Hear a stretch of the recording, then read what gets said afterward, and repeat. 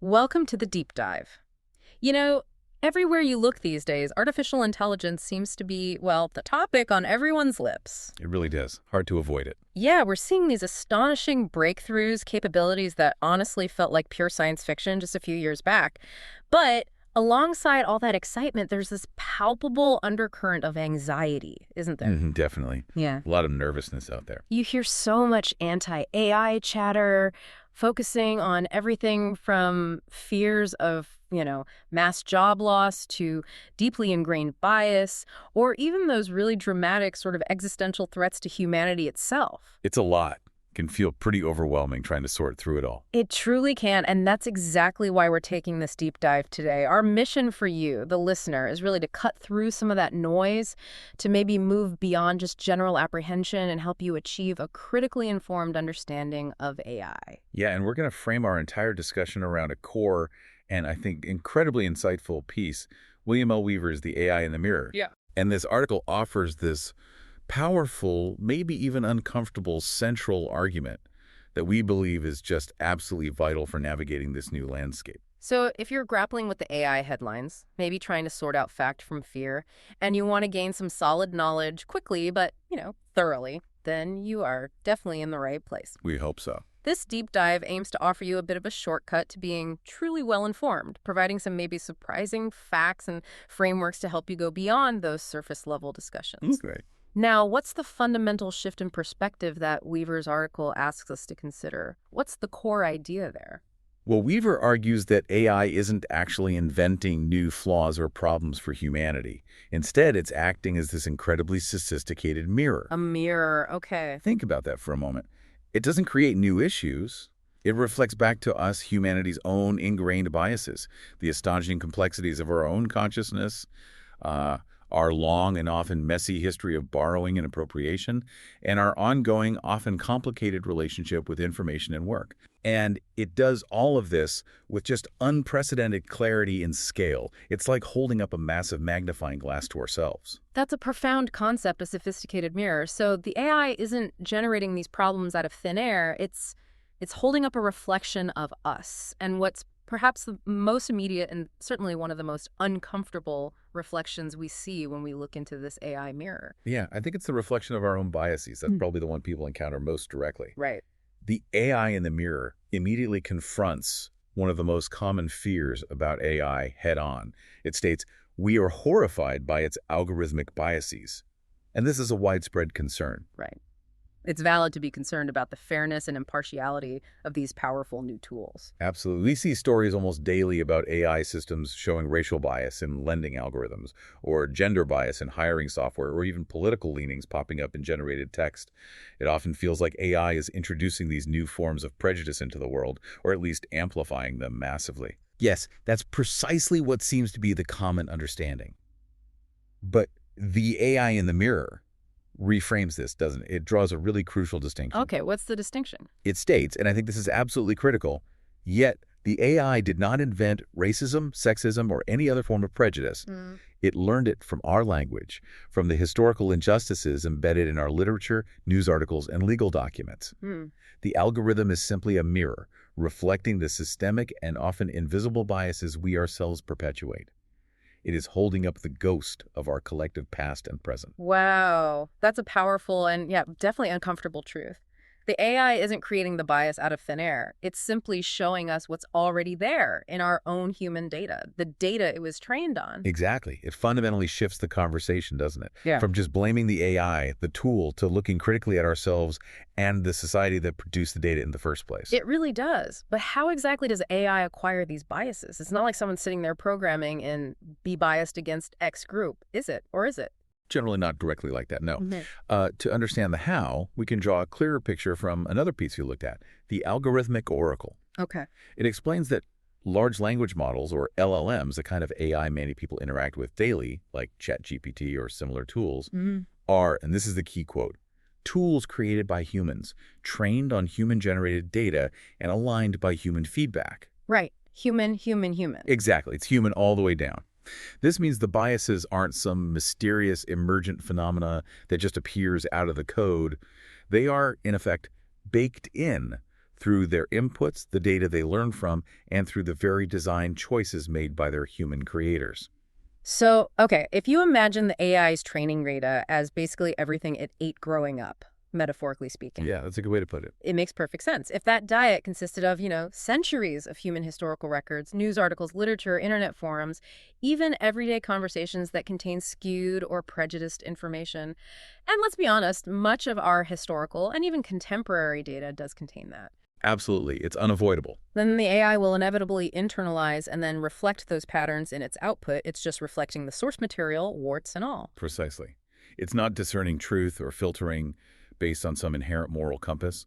It's recognizing statistical patterns in the language and associations it's been shown.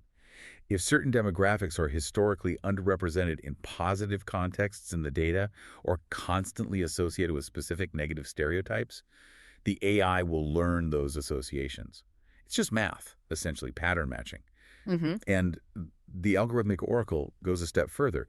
It notes that even the intentional alignment policies and the guardrails that developers put in place. Yeah, the things designed to make it safe or fair. Exactly. Even those are influenced by human value judgments. The people designing these guardrails decide what counts as harmful or unfair, and those decisions themselves can subtly steer the AI's output and potentially embed specific viewpoints, sometimes unintentionally. So it can create a new form of gatekeeping, not by a human sensor reviewing every single output, but by the choices embedded in the algorithmic design itself. That's right. It's like designing a filter for a water. Well, the designer's choices about what constitutes clean water determine what ultimately comes through, and those choices might not be universally agreed upon or even consciously recognized. So it's a deeply systemic issue then. It permeates both the raw training data and the layers of refinement and safety built on top. This idea of baked-in systemic bias connects directly to another source we looked at, the fortress and the shifting sands. Now, this piece describes how human social systems can become culturally calcified, forming what it calls social fortresses. What does that mean in this context? How does that relate? It's a really useful analogy. It means these systems, these social groups or societies, much like a physical fortress, develop strong internal cohesion. Inside the walls, information confirming the existing worldview gets amplified, shared, reinforced. Everyone agrees with each other, more or less. Echo chamber effect. Exactly. But they also develop weak or resistant external couplings. This means information or perspectives from outside the fortress. Anything that challenges the internal consensus gets filtered out, dismissed, actively resisted, or just ignored. Think about ideological bubbles online or tightly knit communities resistant to outside influence. They function like these fortresses. Okay, I see the connection. So if AI is trained primarily on data generated within such fortress-like human societies, societies that are inherently prone to filtering out dissent or reinforcing existing beliefs, That it will naturally reflect those entrenched, often unseen biases. The AI isn't inventing the echo chamber. It's simply reflecting the echo chamber it was trained on. It makes our own dangerous blindness, our collective inability, or maybe even unwillingness to see outside our own fortress walls more visible and, crucially, scalable. The mirror doesn't lie, even if we really don't like what we see reflected back. that's a powerful and, yeah, somewhat unsettling analogy. The AI showing us the walls of our own fortresses. And this uncomfortable reflection, the seeing things we don't like about ourselves, can lead to another interesting human reaction, which the heresy of helping explores, this idea of the cheating fallacy. Right. How does that concept apply here? How do we react when AI reveals our biases? It's a pattern we see throughout history, really, whenever a truly disruptive technology or strategy emerges. The source, the heresy of helping, discusses how the cry of cheating, or that's unfair, often arises when something new fundamentally disrupts an established system, a system that was perfectly optimized for a different reality. Okay. The established system has its rules, its champions, its deeply ingrained ways of doing things, its power structures. When something new comes along that makes those rules irrelevant, or maybe even turns a previous strength into a liability, the immediate reaction from those invested in the old system can be to label the new approach as illegitimate, immoral, or simply cheating. Can you give us an example, a more concrete one maybe, of how this cheating fallacy played out historically? Certainly. The source uses the analogy of a classic boxing match versus a martial arts competition. A boxer is trained meticulously for fist-only combat within a very specific rule set, optimized for that particular arena. Right. Marquis of Queensberry rules and all that. Exactly. Yeah. Now, when a martial artist enters that arena using kicks, throws, perhaps joint locks techniques completely outside the boxing rulebook, it feels profoundly unfair to the boxer and the boxing purists. But kicking isn't inherently cheating in the broader context of combat. It's just part of a different, arguably more comprehensive system that the boxer's specialized system isn't designed to handle. Okay, that makes sense. Or consider the British Redcoats during the American Revolution, another example from the source. The British Army was this highly disciplined professional force optimized for formal open-field battles, standing in lines, volley fire, very structured. The epitome of 18th century warfare. Right. When confronted with American patriot tactics using cover, ambushing from forests, refusing to fight fair in those neat open lines, the British commanders often viewed it as dishonorable, cowardly, essentially cheating the proper rules of war. But for the American revolutionaries, lacking that professional training and equipment, it was a necessary and highly effective adaptive strategy that exploited the rigidity of the established British system. So applying this to AI, when AI reflects these uncomfortable biases back at us, our human established system, our societal norms, our comfort with the status quo, our ingrained ways of thinking, maybe even our denial about the extent of our own biases, might instinctively label the AI itself as bad or biased. Yes, exactly. We might be quicker to condemn the tool, the mirror, rather than confronting the uncomfortable fact that the AI is simply holding up that mirror to our own deeply ingrained systemic issues. So the quote from the source fits perfectly. The problem isn't the new tool or strategy. It's the legacy system's inability to adapt to the new environment that the AI is revealing. We're essentially blaming the mirror for the reflection it shows. Precisely. It's a powerful form of human resistance to uncomfortable truths, a way to deflect responsibility. So, okay, the mirror clearly shows us our own societal biases, often amplified and made more obvious by AI's scale and speed. But beyond what it reflects from us, what about what it reflects about AI itself? Many of us fear the black box nature of AI's reasoning. We perceive it as this mysterious, unknowable entity making decisions we don't understand. Yeah, that's a huge source of anxiety. It is. Yet, when we look closer, we might find ourselves looking into a mirror that also reveals something quite profound about the black box of our own minds, too. That's a fascinating pivot. This brings us nicely to our next section. The black box of minds, comparing human and artificial intelligence. And the AI in the mirror makes a really striking statement here. It says, quote, "We fear the black box of its reasoning, yet how many of us can truly articulate the complex interplay of genetics, experience, and subconscious impulse that leads to our own gut feelings or snap judgments?" Good question. Right. Continues. Much of human consciousness is its own unexplainable black box, a space where intuition and bias operate beyond the reach of our logical minds. This really invites us to compare AI's opaque reasoning, which we find unsettling, to the mysterious, often equally opaque and intuitive nature of our own human thought. It really does. And what's particularly interesting here is that while we intuitively know human consciousness is immensely complex and not fully understood even by neuroscience, we live it, but we can't fully explain it. Exactly. We often harbor this implicit expectation that AI's thinking, because it's engineered, must be perfectly logical, transparent, and entirely explainable. If it's not, something must be wrong or dangerous. However, the empirical evidence, the actual testing of these systems, suggests that current AI's thinking is actually more of a sophisticated mimicry, or perhaps even an illusion of thought rather than genuine comprehension. An illusion of thinking. That sounds quite provocative. It is. It's a very functional black box, incredibly capable in many ways, but not necessarily one that operates on deep understanding or robust logic in the way we might assume. And you're talking here about that crucial research that came out of Apple, right? The paper titled The Illusion of Thinking, which, as the title suggests, reveals significant limitations in the reasoning capabilities of even the most advanced large reasoning models, or LRMs. This isn't just speculation, it's based on rigorous testing of these big AI models. Exactly that research. And the findings were quite specific and, frankly, surprising for many people working in the field. These LRMs, these models, specifically designed to be better at reasoning, despite generating these very detailed step-by-step thinking processes, often referred to as chain of thought, where the AI essentially tries to show its work. Right, it writes out its reasoning steps. Yes, it appears to follow a logical path, but the research showed they experience a complete accuracy collapse when faced with certain types of puzzles or problems beyond a certain, often quite low level of compositional complexity. Can you give an example? Sure. The paper mentions things like the Tower of Hanoi puzzle or river crossing problems. These are classic logic puzzles. The models fail to consistently solve them when the number of elements like disks in Tower of Hanoi or people needing to cross the river increased beyond a certain point. And this happened even when the researchers explicitly provided the AI with the correct solution algorithm. Wait, even when they told it how to solve the problem? Yes. Which suggests it's not just about struggling to find the solution. It points to a more fundamental struggle with robust, logical, step-by-step execution itself.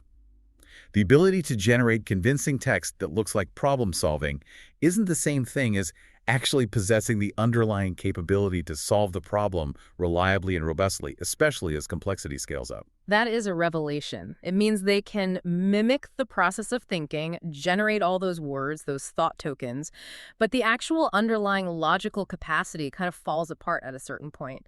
A point that, for humans, might seem relatively straightforward. That's what the evidence suggests, and the research even found something they called a counterintuitive scaling limit, didn't it? Yeah, that was strange. Their reasoning effort, measured by the amount of text, the number of tokens they generated to think, actually decreased as the problems became harder, even though they had the computational capacity to generate more thought. Right. Which is completely the opposite of what you'd expect from a human or even a traditional algorithm tackling a harder problem. It hints at a fundamental qualitative limitation, rather than just a need for more processing power or training time.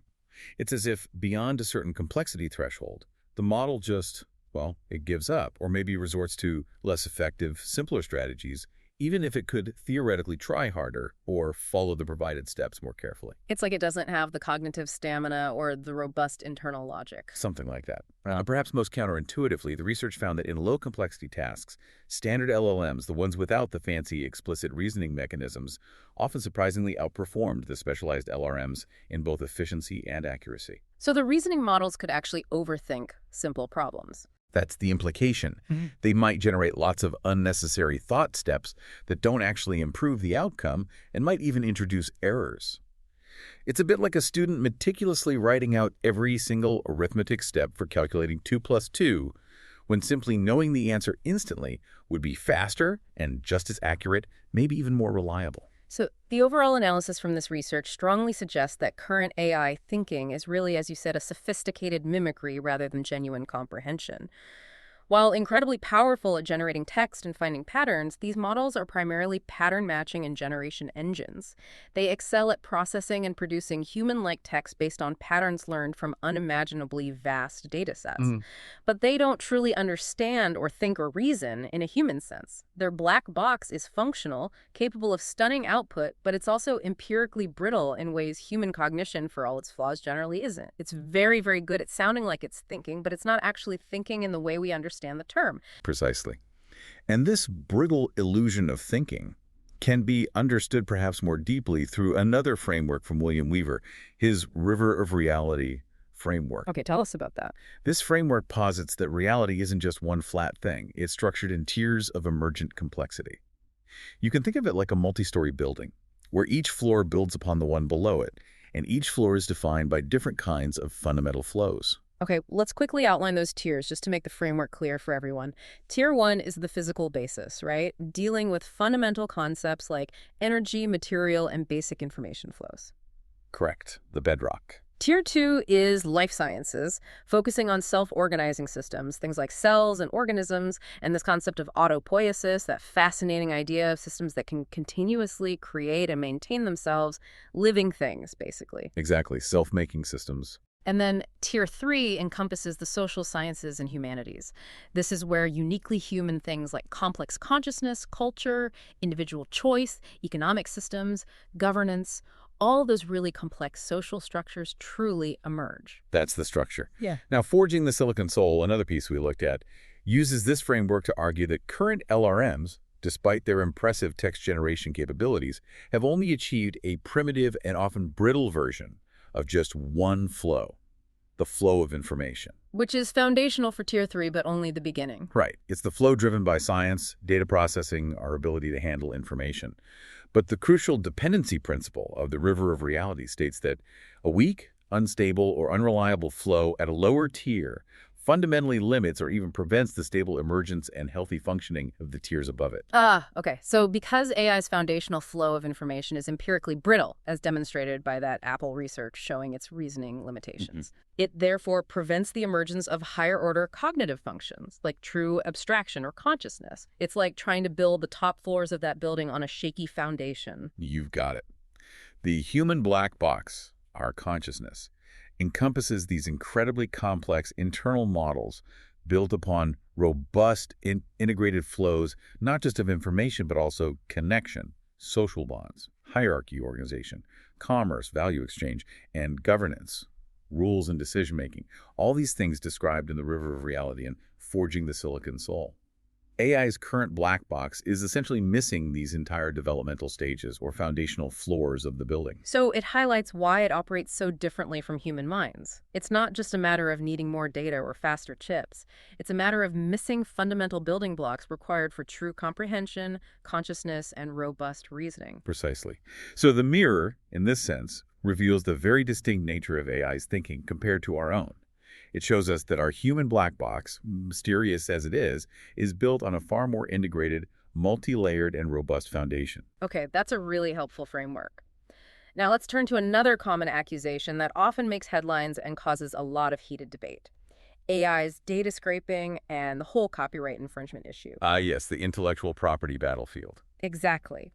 Here, too, the argument goes, when we look into the mirror provided by AI, we find it reflects a long, complex, and often contentious human history of borrowing, blending, reinterpretation, and yes, sometimes outright appropriation that predates AI by millennia. That's a crucial point from the AI in the mirror. We hear endless debates, lawsuits even, about AI stealing artist styles or infringing on authors' copyrights by training on their work without permission or compensation. Right. It feels like a uniquely modern digital age problem. It feels that way, but the source directly challenges the notion that AI's data practices are entirely unprecedented. It boldly states, quote, "We accuse it of unethical data scraping and copyright infringement. Have we forgotten our own history? Cultures have borrowed, blended, and outright stolen from one another for millennia. The line between inspiration, appropriation, and theft has always been a fiercely contested human debate, long before the first neural network was conceived." That really reframes the entire discussion, doesn't it? It suggests this isn't a fundamentally new kind of problem, but perhaps an accelerated, scaled-up version of a very familiar, very human pattern of cultural exchange and conflict. It does. And this connects directly back to that cheating fallacy from the heresy of helping that we discussed earlier in the context of bias. Remember, the accusation of cheating often arises from a system optimized for a specific reality being confronted by a new approach that makes that optimization irrelevant or even a liability. Okay, bring that back for us here. Right. How does the cheating fallacy apply to copyright and data scraping? Well, think about the established systems of creation and intellectual property. They have rules about authorship, ownership, licensing, fair use rules developed over centuries, largely in response to previous technologies like the printing press. These rules created a certain reality for creators and industries. Right, a system they optimized for. Exactly. Now, AI comes along with its ability to ingest and learn patterns from literally billions of data points, text, images, music, in ways that the old rules never anticipated. It can synthesize new works that echo styles or incorporate information derived from that vast input. From the perspective of the old system, optimized for human-scale creation and traceable lineage, this looks like cheating the rules of originality and ownership. Like the boxer crying foul when the martial artist uses kicks, or the redcoat seeing guerrilla tactics as dishonorable. Or, another great example from the heresy of helping, think about the invention of the crossbow in medieval Europe. The armored knight was the pinnacle of military technology and social status, requiring years of training, immense expense. Then along comes the crossbow, a relatively simple tool that a peasant could learn to use quickly, capable of piercing that expensive armor from a distance. It was seen by the knightly class as dishonorable, unchivalrous, essentially cheating the established rules of noble combat. Because it disrupted the entire system that supported their dominance. Precisely. It wasn't inherently cheating in some universal moral sense. It simply broke the established rules of engagement of an older, very specific military and social system. Okay, so applying this to AI and copyright. AI's ability to process and synthesize vast amounts of existing content fundamentally challenges the unspoken rules and conventions of traditional content creation, ownership, and the economics underpinning creative industries. Yes. It's not necessarily cheating in an absolute sense, because its method of operation learning statistical patterns versus direct copying is fundamentally different from human plagiarism. But it is a profoundly disruptive technology. It fundamentally changes the rules of engagement for creative and information industries, much like the crossbow changed warfare. And the source concludes here again. The problem isn't the new tool or strategy, it's the legacy system's inability to adapt to the new environment that tool or strategy creates. Our legal frameworks, our economic models, even our cultural expectations of originality, they all belong to a pre-AI world, and they're now struggling, quite publicly, to adapt to this new reality. That's a critical lens, I think. It doesn't excuse unethical behavior, but it helps explain the source of the conflict and why it feels so fundamental. And to further illustrate this point about borrowing, blending, and adaptation throughout history being a human pattern, the accidental classroom offers a fantastic everyday example. The evolution of the standard deck of playing cards, something so ubiquitous we barely think about its origins or how it changed. It's a perfect microcosm of this process. Early European playing cards, for instance, were directly influenced by designs from the Mamluks sultanated in Egypt. They had suits, like cups, coins, swords, and polo sticks, often beautifully hand-painted, elaborate, and therefore quite expensive. Okay, not the deck I have at home. Not quite. But then, a transformative technology arrived in Europe, the printing press. Suddenly, mass production became possible, and those intricate hand-painted Mamluk designs, they became economically unviable for printing large numbers of decks cheaply. Too complex, too costly to reproduce mechanically. Exactly. So what happened? They were gradually replaced by the simpler, more stylized French suits that we know today. Hearts, diamonds, clubs, spades. Why?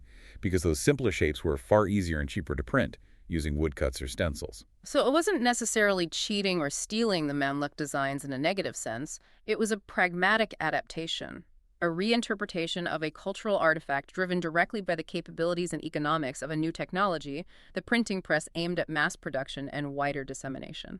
Precisely. The deck of cards itself, as a cultural object and even a form of communication or entertainment, evolved organically through this constant process of borrowing, reinterpretation, and technological adaptation. That's a brilliant example. It really demonstrates that cultural artifacts, systems, ways of communicating, they're constantly evolving through reinterpretation and appropriation, often spurred by new technologies.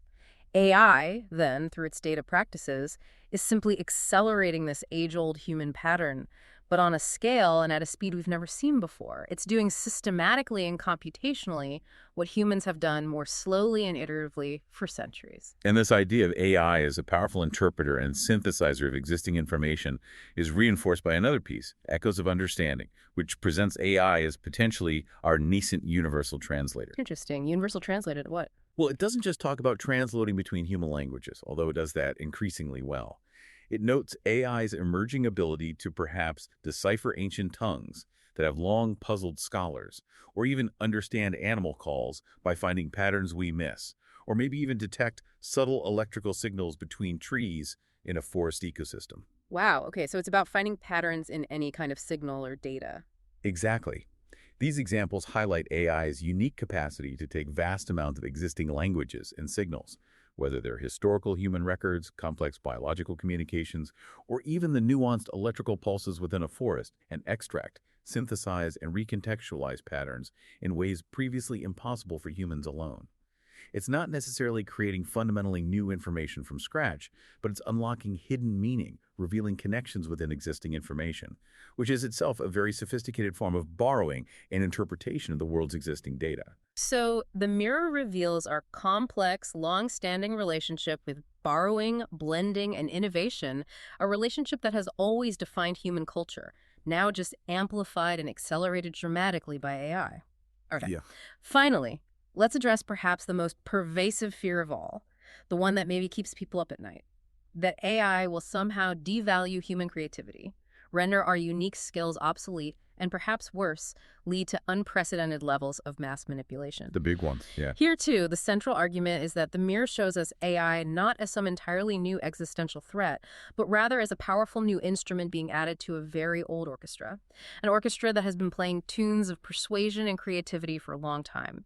But crucially, it also offers a pathway to ensure that humanity remains the conductor. That's a wonderful analogy of the orchestra. And the AI in the mirror makes a really provocative claim on this exact point. It says, quote, "We fear the devaluation of human creativity and the spread of manipulation at scale. This is not new. It is merely an acceleration." Not new, just faster and bigger. Right. It continues. From political propaganda to advertising, we have spent the last century perfecting the art of mass persuasion and the manipulation of truth for commercial or ideological gain. The AI is simply the next most powerful instrument in a very old orchestra. That fundamentally reframes the fear, doesn't it? It's not that AI invented manipulation or the potential devaluation of certain skills, but rather that it's intensifying existing human tendencies. It's a new, powerful tool being wielded in an old game. Exactly. It shifts the focus from the tool itself to how we as humans choose to use it and how we've used similar, less powerful tools in the past. That's a powerful counterpoint to the more common doom and gloom narrative. And it's really strongly reinforced by another article we looked at, one provocatively titled, "AI will automate the robots, not the humans." This source directly counters that fear of devaluation by introducing a surprisingly optimistic perspective on the future of work. It suggests AI actually frees us. It does, and it uses a brilliant historical analogy to make its point. Henry Ford's assembly line. Ford's ultimate dream might well have been full automation, building cars with just machines. But the technology simply wasn't there in the early 20th century. The robots capable of the dexterity and adaptability needed didn't exist. So he had to use people. He had to integrate humans into the process, essentially needing them to function as biological machines. They performed these profoundly dehumanizing, highly repetitive tasks, inserting the exact same screw, tightening the exact same bolt over and over, hour after hour, day after day. Work that requires precision, but zero creativity or adaptability. Precisely. These were tasks that actively stifled creativity and adaptability, precisely because the technology for full automation didn't exist yet. Humans, the source argues forcefully, are excellent adaptable problem solvers, but poor long-term robots. Why? Because we get bored, we get fatigued, we crave variation, we seek meaning in our work. We simply aren't biologically or psychologically designed for endless, mindless repetition. That makes so much sense. We were, in a way, forced into that kind of robot work by the limitations of the technology of the time. And the article draws a direct modern parallel to contemporary knowledge work, specifically using an example from academia. Yeah, that was interesting. It highlights the increasing burden of things like ADA compliance. The legal requirement, for example, for universities to provide 100% accurate closed captions for all video content or detailed descriptive alt text for every single image uploaded to a course website. These are important for accessibility, of course. Absolutely vital for accessibility. But, the article argues, fulfilling these requirements often involves meticulous, rule-based, repetitive processes. It creates a new kind of repetitive work for faculty and staff, forcing highly educated people professors, instructional designers, to spend significant time essentially being data processing robots. They're performing tasks that are crucial for compliance and equity, but are also mentally draining and take time away from teaching, research, or creative course design. Okay, I see the parallel. Repetitive, rule-based tasks that humans aren't ideally suited for long-term. Exactly. And AI, in this optimistic view, is presented as the ideal solution for precisely these kinds of robot tasks. AI excels at rule-based data-heavy lifting, like transcription, image description, data extraction, summarization, document formatting, compliance checks. These are tasks that AI can perform tirelessly, consistently, often more accurately, and at incredible scale, freeing up human potential. So think of a paralegal who used to spend days poring over discovery documents looking for specific keywords or clauses. AI can now do that initial pass in minutes or seconds. Or a graphic designer manually resizing and reformatting dozens of images for different social media platforms. AI tools can automate much of that. That's the idea. So the central thesis here is really powerful. AI isn't the job killer for human work, but potentially the liberator from robot work. It frees humans from the mind-numbing work that has historically stifled creativity and adaptability, allowing us to redirect our valuable mental energy back towards teaching, research, student interaction, strategic planning, creative problem-solving, the things only humans can truly do. So AI becomes an instrument for human liberation, freeing us from the drudgery rather than a force for human devaluation. That's a genuinely inspiring and empowering reframing. It offers a path away from the sort of digital assembly line. It really does. And this liberation theme is further reinforced when we consider the concept of generation adaptable. This idea, explored in another source, looks specifically at how Generation X, perhaps more than any other generation currently in the workforce, might be uniquely prepared to leverage AI precisely because of its unparalleled history of navigating a relentless, unprecedented series of technological paradigm shifts throughout their lives. You could say they were unknowingly training for this AI moment their entire careers, maybe even since childhood. Pretty much. I mean, think about it. We're talking about a generation that experienced the shift from rotary phones and maybe party lines to the first cordless phones, then car phones, then Nokias, then Blackberries, all the way to modern smartphones. Right, and from typewriters or maybe early word processors on floppy disks. Exactly. Floppy disks, remember those? Oh, yes. To hard drives, to CDs, to USB sticks, now to ubiquitous cloud storage. From arcane command line computer interfaces to the first graphical user interfaces like Windows or Mac OS, to the web, to apps. It's been constant. Their lives have been a continuous, often mandatory curriculum of technological disruption and adaptation. And this, the argument goes, cultivated some key traits. First, lifelong learning is default. Learning new tech wasn't an optional skill enhancement. It was simply constant and unavoidable just to function in society and work. So AI is just the next chapter in that ongoing book. Makes sense. What else? Second, systems thinking in practice. They've repeatedly had to figure out how entirely new, diverse, and often poorly documented or buggy systems actually worked. VCRs, early PCs, the first internet browsers.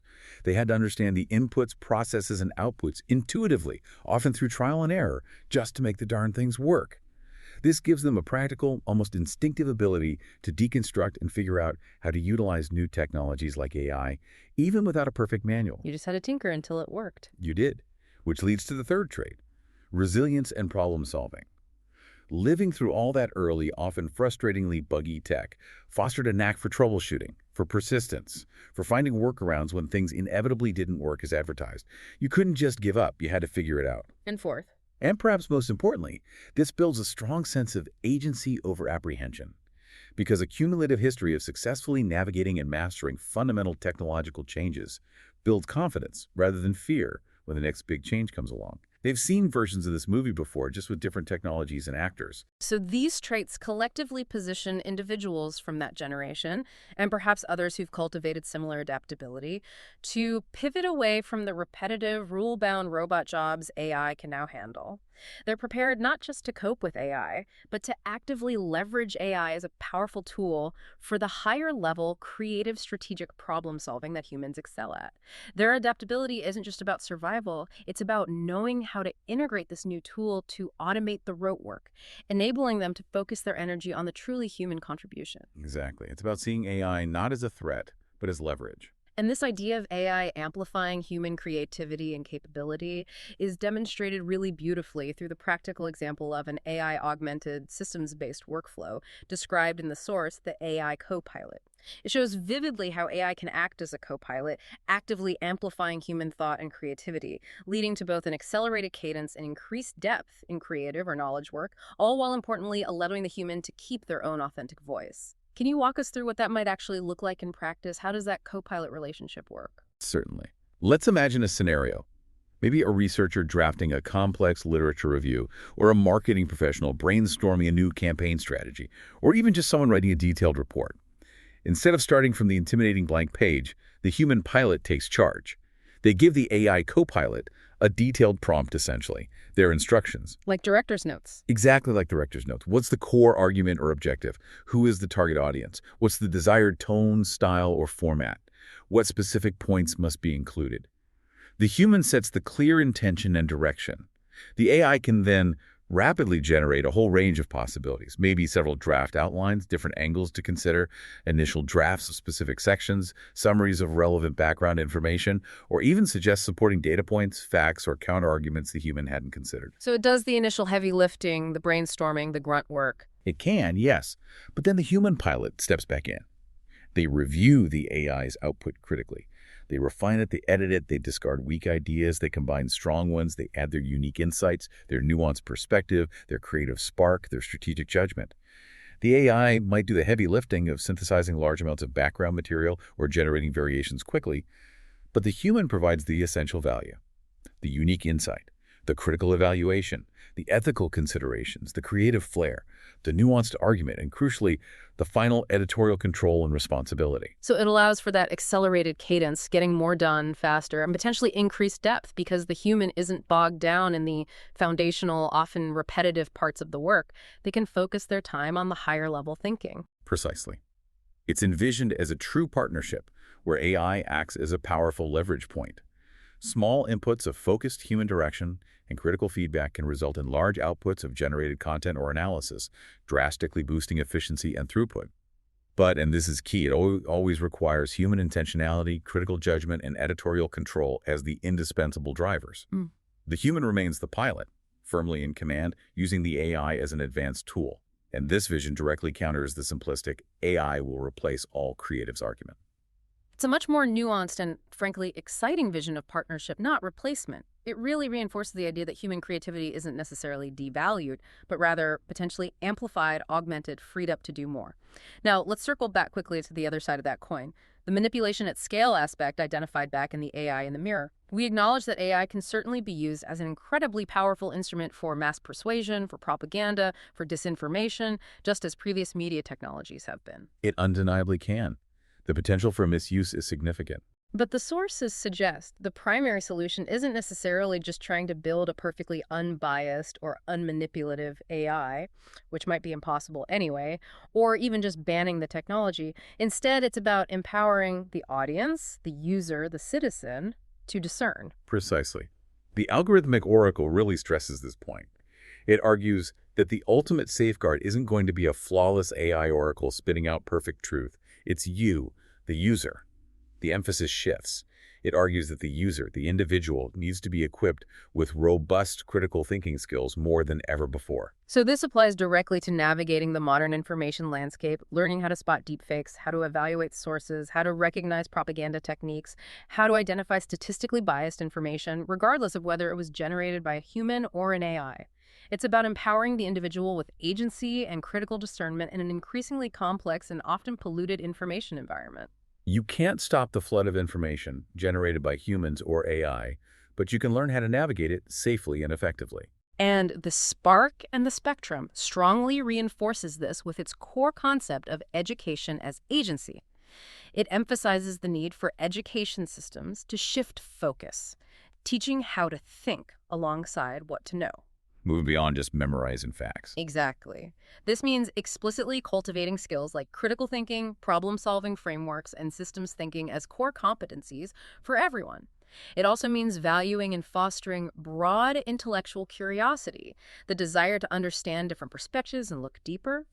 This kind of education, the argument goes, prepares individuals not just to consume information passively, but to make informed choices, to ask probing questions, to challenge assumptions, and to navigate these complex, potentially manipulative information landscapes with much greater discernment and confidence. It's about building a reliable internal compass for a world where external signposts are increasingly unreliable or deliberately misleading. So really, whether we're talking about confronting bias, understanding the nature of AI's thinking, assessing its impact on copyright and borrowing, or considering its role in work, creativity, and manipulation, the mirror reflects a complex picture. But the consistent theme is that AI acts as this new, incredibly powerful instrument in humanity's age-old orchestra.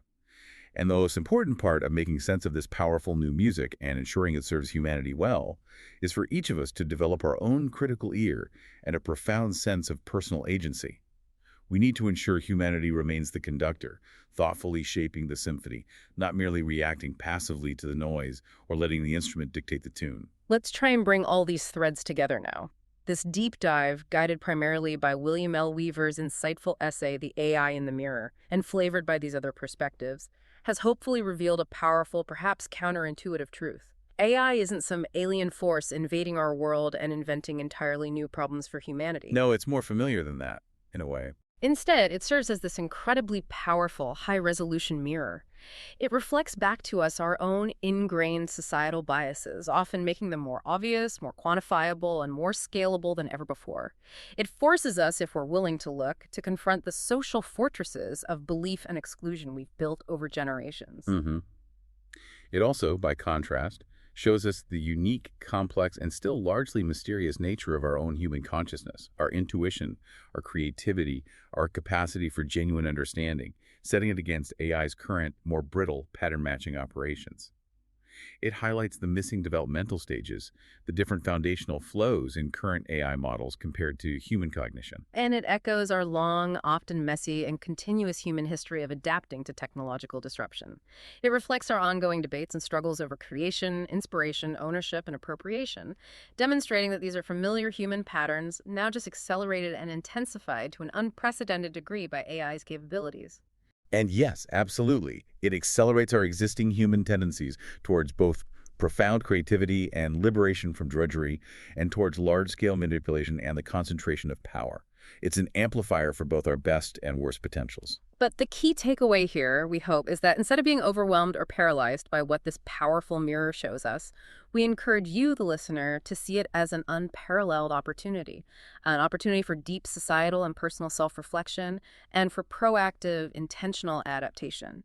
It's really a chance to understand ourselves better, perhaps more clearly than ever before, through the lens of these powerful tools we've created. This brings us right back to that recurring, vital theme of education as agency. You, the listener, are not just passive recipients of AI's impact. You're not just driftwood on this technological wave. By actively cultivating critical thinking, systems thinking, adaptability, lifelong learning, and a profound sense of your own agency, you are equipped. Equipped to understand the patterns the mirror reveals, equipped to leverage AI as a powerful tool to amplify your unique human contributions, and equipped to actively participate in shaping a more intentional, equitable, and human-centered future alongside these technologies. The mirror can show us our flaws, yes, but it also reflects our immense potential for growth and conscious choice. So, we'll leave you with something to ponder as you continue to navigate the ever-evolving landscape of AI. A final thought building on those mirror and orchestra analogies. If AI is indeed the most powerful new instrument in humanity's oldest orchestra, reflecting our complex past and dramatically accelerating our present, what new symphonies might we compose? What kind of future could we create when we consciously choose to refine the instrument, to truly understand its reflections, both good and bad, and crucially, to conduct with wisdom and clear intention, rather than just reacting to the loudest noise or the latest trend? How will you use this mirror, this powerful reflection, to think about your own role, your own choices in the future of work, creativity, information, and knowledge itself? Powerful questions indeed for a complex, challenging, but ultimately very human future unfolding before us. Thank you for joining us on this deep dive today.